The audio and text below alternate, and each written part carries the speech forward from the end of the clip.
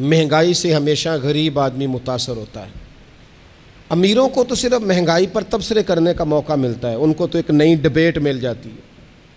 یہ جتنے لوگ اپوزیشن کے، حکومت کے، جب یہ حکومت اپوزیشن میں تھی تب وہ یہ کام کرتی تھی کہ کون سا ایشو ہے جس کو اٹھایا جائے۔ تم نے تو غریبوں پر ہونے والی زیادتیوں کو ٹیبل ٹاک بنایا ہے، ٹاک شو بن گئے، تمہارے لیے موضوع بن گئے، لیکن غریبوں کا پسنا عروج پہ چلا گیا۔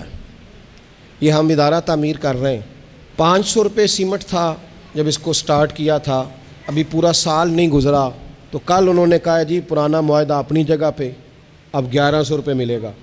کوئی چیز سریے کا آپ نے آرڈر دیا تو کہتے ہیں پیٹرول مہنگا ہو گیا، اب اس قیمت پہ نہیں ملے گا۔ آپ نے کسی اور چیز کا آرڈر دیا تو کہتے ہیں جی آنی تو گاڑی پہ ہے۔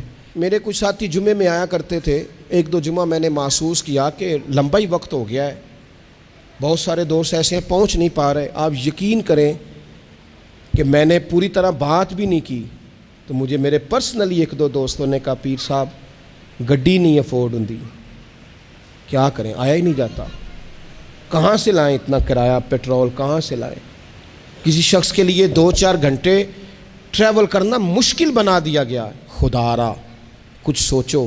لیکن ایک بات یاد رکھنا، تنگ آمد بجنگ آمد، جب لوگ تنگ آ جاتے ہیں پھر جنگ ہوتی ہے۔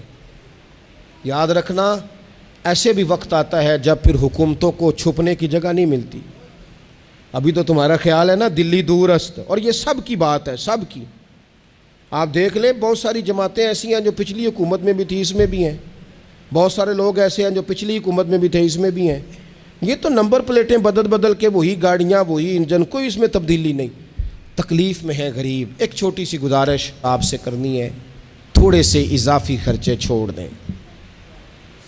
تھوڑا سا جو لوگ آپ کے سامنے سفید پوش ہیں نا، ان سے محبت شروع کر دیں۔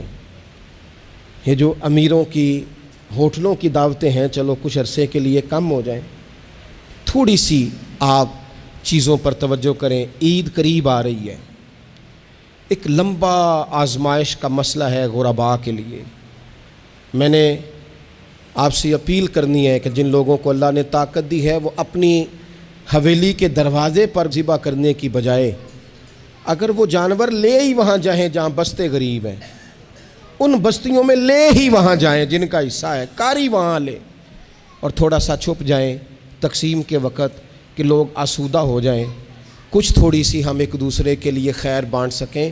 ان لوگوں سے تو سخت مایوسی ہے، جو جتنے بھی سیاسی جماعتیں ہیں الا ماشاءاللہ، ان سے تو سخت مایوسی ہے۔ ہمیں نہیں لگتا کہ ان میں سے کوئی بھی شخص ایسا ہے جو اتنا مخلص ہے کہ وہ آئے گا تو کوئی کام کرے گا۔ ہمیں خود ایک دوسرے کا بازو تھامنا ہے۔ جو تھوڑے مڈل کلاس ہیں، جن کے پاس آسودگی ہے، وہ بھی تو نہیں نا خیال کر رہے ایک دوسرے کا۔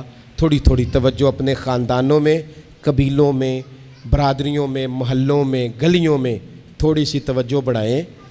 آپ پہلے بھی دیتے ہوں گے، لیکن میری خصوصی گزارش ہے کہ آپ دینا شروع کریں۔ میرے نبی پاک صلی اللہ تعالیٰ علیہ وآلہ وسلم نے بڑی خوبصورتی کے ساتھ ہمیں یہ مسئلہ سمجھایا ہے۔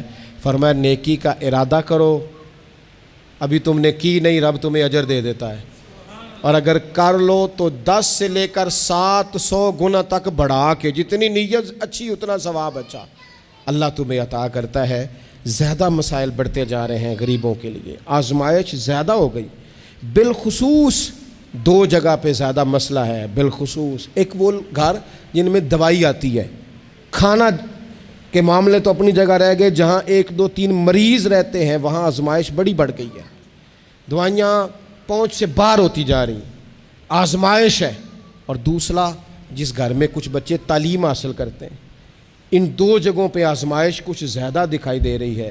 تھوڑا تھوڑا ایک دوسرے کا بازو تھامنا شروع کریں، ایک دوسرے سے محبت کرنی شروع کریں، اور یہ احساس پیدا کریں یہ مہنگائی غریبی یہ صرف ڈسکس کرنے کے لیے تو نہیں، کچھ تھوڑا تھوڑا خیال کریں۔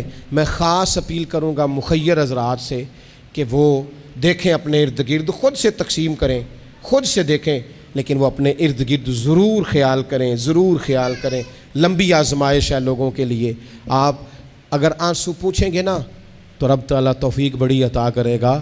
میرے نبی پاک علیہ السلام نے فرمایا یہ مخلوق اللہ کا کنبہ ہے، جو رب کی مخلوق سے محبت کرتا ہے رب اس سے محبت فرمایا کرتا ہے۔